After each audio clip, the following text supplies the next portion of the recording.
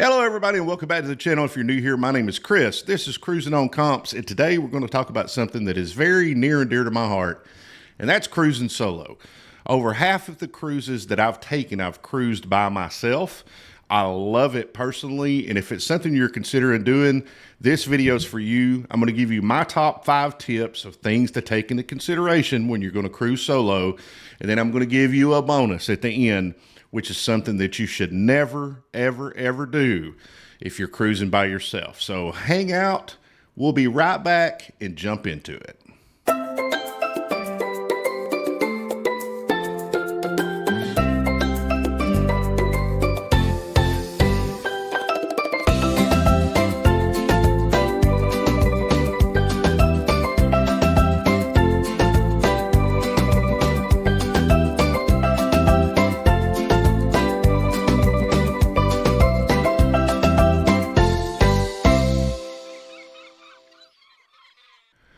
Okay, folks, welcome back. So the first thing we're going to talk about is cost.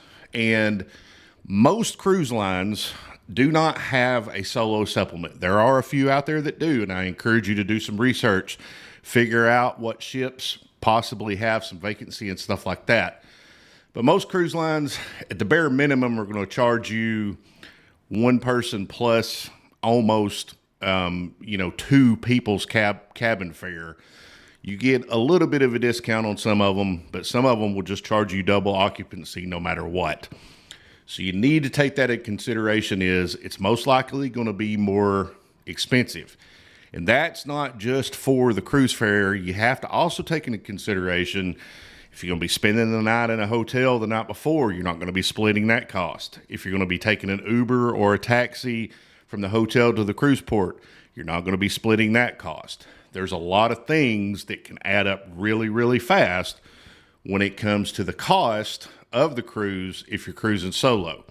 So keep that in mind, take that into consideration, because it's something that absolutely can sneak up on you if you're not prepared. Now, number 2, this is one of my favorite things about cruising solo, is I can just do what I want, when I want. I don't have to follow anybody's schedule. If I want to sleep till noon, I can sleep till noon. If I want to go to bed at 8, I can go to bed at 8. Whatever I want to do, whenever I want to do it, it's all up to me. I don't have to vibe with anybody else's vibe. It's just my vibe and my vibe alone. So that's something, if you've never experienced that, it can be very appealing. And for me personally, I used to travel a lot for a job I had for about a decade. I traveled well over 40 weeks out of a year, and I was by myself a lot during that time. So it doesn't really bother me, but it is something that you need to kind of think about, which will lead us into number 3, which is, are you okay being by yourself? Is that something that you're okay with? For me personally, I'm cool with it. And believe it or not, I'm actually a very introverted person. But when I get on a cruise, something happens. And I guess it's just the overall vibe of a cruise is just about anybody you encounter, they're in vacation mode, they're chill, they're laid back, they're having fun. So it kind of just makes things a lot more relaxed. And you have an automatic opening if you want to start a conversation with somebody of just a very simple, where are you from? And the crazy thing is, every single cruise I've been on, I live several hundred miles away from the closest cruise port, but I always seem to find somebody that is either familiar with the area I live in, I'm familiar with the area they live in, or in some instances, I live 20 miles away, and I've met people, from my own community. So being able to sit down and have conversations with people, be outgoing, start making friends is something that you definitely can do if you don't necessarily like to be alone for a long period of time. But on the flip side of it, you have the freedom to just go chill by yourself if you want to, and you don't have to worry about accommodating anyone else. So that, for me personally, is very, very attractive. And if that's something you're interested in, and again, it can go one way or the other if you're very extroverted or introverted. it can really kind of turn your personality on its head a little bit, which is kind of fun. So the next thing that I would strongly encourage everyone to do if you're going to cruise solo, buy at least the minimum Wi-Fi package. You need, for safety reasons, you need to make sure you've got somebody back home that knows you're going on a cruise. They know where you're at. You're communicating with them on a daily basis, letting them know that you're okay. Things happen. You're going to foreign countries. You're on the ship with thousands of other people. Stuff can happen. So you need to make sure you put some layers in there for safety. And the best way to do that is just, get a social media pack or get the social media package so you can hop on like Facebook Messenger or WhatsApp or something like that. And you can communicate back and forth with whoever you've told at home that you're going to check in with.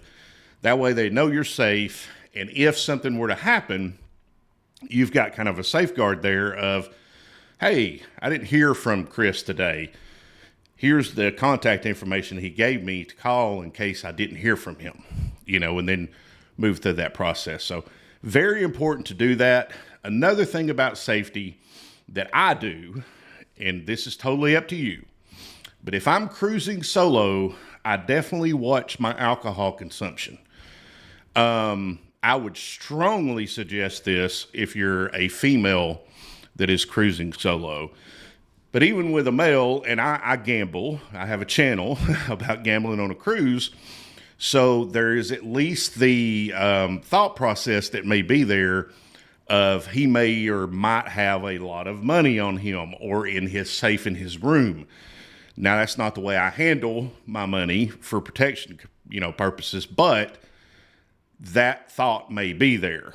And if I'm inebriated out of my mind and I can't really discern what's going on around me, that can kind of put me in a very compromising position. So I would strongly encourage you, if you do go on a solo cruise, you can drink, it's part of the deal, but try to keep it where you are coherent to what's happening around you, just because from a safety perspective, it can put you in a very compromising position if you don't do that. Now, the last thing I would tell you is whatever ship you pick, whatever cruise you pick, whatever itinerary you pick, do some research beforehand to learn the ship. Go on YouTube, look for ship tours of whatever particular vessel you're going on. Go on YouTube and find videos about the excursions you may be taking, or at least the destinations you're going to. Join Facebook groups about that cruise. You can meet people even before you get on the ship, and do joint, excursions with them instead of going by yourself, or book a group excursion, something like that. You can meet new friends that way, and you're not just by yourself. But when you get off the ship, at least you have a general idea of, okay, here's what I'm expected to find here. Here's how I get to this place, the cheapest or the most effective. This seems to be a good place to go for a daytime excursion that I didn't book through the cruise line. Whatever the case may be, as long as you do that early research, you're going to be more prepared. And as far as on the ship goes, you're going to know where everything is. You're going to know your surroundings so you don't find yourself in a difficult situation like I mentioned before. And you can just navigate everything a whole lot easier. It just makes the vibe more chill, and you're really, really setting yourself up for a great, great vacation. Okay, I told you I was going to have a tip, a bonus, and before I do that, if you enjoy this content, you've already heard this a million times before on YouTube, but if you would please hit that subscribe button, it really does help out the channel. I can't thank you enough. So now, let's talk about the number one thing above anything else that you should never, ever do if you're cruising solo. That is giving a crap about what anyone else thinks. The most common thing I read, see, that people are concerned with if they go by themselves on a cruise is eating in the main dining room. And here's the facts, folks. Nobody cares. Nobody cares if you're by yourself. Now, you could set it up where you're going to be sitting with some people that you don't know. You can set it up where you're sitting by yourself on most cruise lines. Nobody cares. And I mentioned before that I used to travel a lot by myself. And I was always very self-conscious about going out to a restaurant of a town I was in by myself because I was terrified everybody was going to be looking at me and judging me and all that. And I had a coworker one day, he broke it down for me and he said, let me ask you a question. He said, you and I went out to dinner last night. He said, who were the people sitting beside us? How many people were there? What were they dressed like? What did they even look like? And I was like, I don't know. I wasn't paying any attention. He said, exactly. Nobody is paying attention to you. And even if they are, who cares? You don't know those people. You're probably never going to see them again. Don't worry about it. I have had so many meals on a cruise by myself because I've traveled solo so much. But at the same time, I've ended up in conversations that lasted an hour and a half with the people next to me just because of seeing them on the ship, or perhaps I saw them in the casino, or I saw them on an excursion, whatever the case may be. And the vibe is just a lot more chill. But at the end of the day, remember that. Go, have fun for yourself.